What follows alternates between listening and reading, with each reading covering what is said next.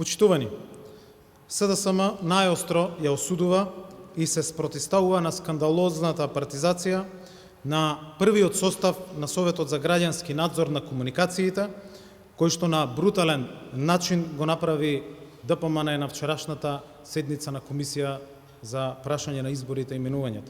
Ова тело ја контролира работата на институциите кои што ги следат комуникациите, односно ОТА и другите институции кои што следат комуникации согласно со закон, односно прислушкувањата, и постапува по представки доколку некој е преслушкуван, но и по службена должност врши надзор на овие институции.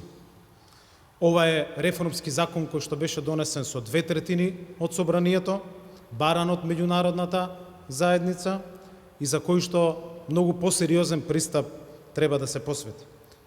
Значи, одвително значење за граѓанскиот надзор врз следењето на комуникациите, човековите права, слободи и демократијата во државата.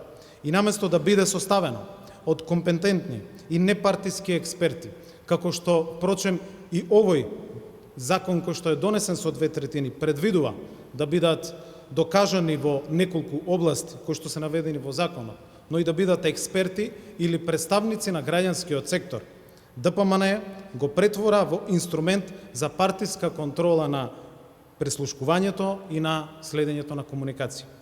Предложениот претседател и дел од членовите на се долгогодишни партиски активисти на ВМРО-ДПМН, што целосно ја урива довербата во ова тело кое што треба да биде професионално, независно, експертско.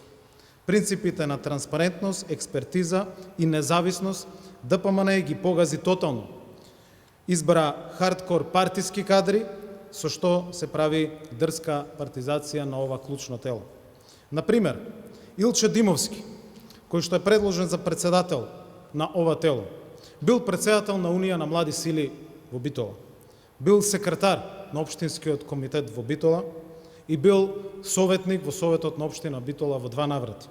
Сега се предлага самиот како представник и кандидат од одредена невладина организација, што е скандалозно. Понатаму, Мирче Стојков, кој што исто така предложен на вчерашната комисија, е поранешен председател на Општинскиот комитет на ДПМН во Кочани и, замислете, во моментот е советник во Советот на Општина Кочани. Уште поголем скандал. Никола Затуровски бил организацијски секретар на владеачката партија, бил регионален координатор и исторен партиски функционер на ДПМН. Ова се партиските кадри кои ДПМН сака да ги протне и ова е силен удар на демократијата и на човековите права. ДПМН ги загрозува демократските процеси и капацитетот на институциите и повторно се обидува да воспостави контрола врз прислушкувањето. И останатите кандидати исто така во одреден дел не ги исполнуваат законските услови. Во законот јасно е наведено дека треба да се експерти од делот на правото, телекомуникациите, IT технологиите, безбедноста и одбраната. А имаме кандидат кој што е хемичар, имаме поранешен пратеник како експерт кој што исто така не е дел од оваа област или не покрива ниту еден сегмент, со што значи целото тело кое што за прв пат се формира и реформата за која што многу се инвестираше во претходниот период, денеска гледаме дека се става под капата на една политичка партија.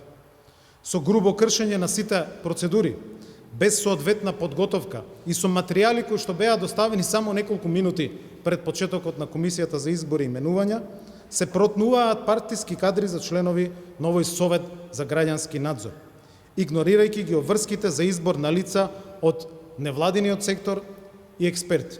Иако баравме расправата да биде одложена, да се свикаат невладините организации, да се утврди методологија и на јавен, јасен и транспарентен начин да се одберат овие експерти и представници на граѓанскиот сектор, имавме паралелно со дебатата за буџетот и Комисија за избори и именувања, каде што токму овие кандидати беа протнети. Со ваков чист партиски состав, кој е зависен само од една партија, се отвара простор за злоупотреби и загрозување на приватноста на граѓаните. ДПМН покажува дека има намера повторно да се злоупотреби инструментот за прислушкување и следење на комуникациите, исто како што во време на режимот беа прислушкувани над 20.000 граѓани, новинари, представници на граѓанскиот сектор.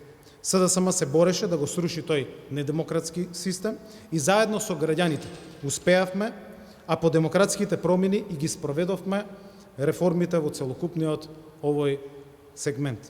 Бараме власта да се повлече и итно да се врати процедурата во рамки на законските норми и стандарди. СДСМ остро ќе се спротистави и нема да дозволи оваа партизација да помине. Уште денес ќе биде информирана целата меѓународна заедница, амбасадите, релевантните меѓународни институции за овој антидемократски потек на власт. Доколку ДПМН остане глува на овие предупредувања, ќе мора да бидат преземени и порадикални мерки. Нема да дозволиме враќање во мрачното минато, каде граѓаните беа прислушкувани, следени, заплашувани. Нема да дозволиме партијата на власт да го киднапира приватниот живот на граѓаните. Благодарам.